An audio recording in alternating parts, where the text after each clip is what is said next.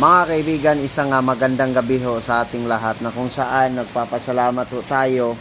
Kanina, di ba, walang makikita. It is zero visibility. It is because nagkaroon ng blackout dito sa amin because of the heavy rain, no? Malakas ho ang buhos ng ulan dito. So, nandito ho tayo sa post ngayon. Mga kaibigan, our topic ay regarding doon sa tanong, isa po sa tanong ng sasagutin natin ngayon, na kung saan ang kanya pong tanong ay ano ba daw sa trabaho ba, di ba? Minsan nagtatrabaho tayo, matagal ho na hindi ibibigay, no, hindi ibinibigay ang kanyang separation pay or ano ba yung klase ng mga PP na yan. So ang kanyang tanong, 4 na buwan hindi pa naibigay sa kanya nung mula nung siya po ay nag-resign, na kung saan ay kinumpleto naman daw niya ang kanyang mga clearances. In the first place mga kaibigan, I am not a lawyer.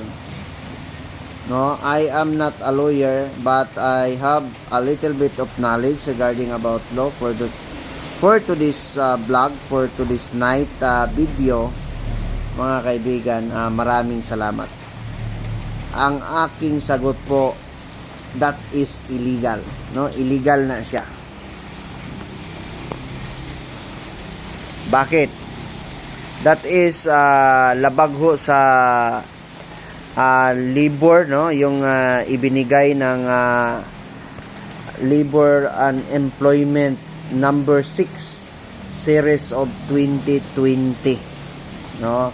Labag ho yun, no, kasi dapat pag resign mo, pag nakumpleto na dyan na ang tanan nga requirements, tanan nga kailangan nga ipasa nimo ngadto sa imong company or asa man ka nagtrabaho, or saan kayo nagtrabaho, kailangan pagkatapos niyan ibibigay yan sa'yo sa kumpanya. So as the lawyer, siguro, no, for your concrete knowledge and advice to the legal, no, para sa legal counsel ninyo as the lawyer. But my advice and my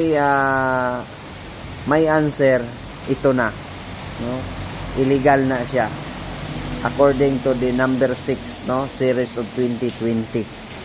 Yan ho ang aking sagot. Maraming salamat.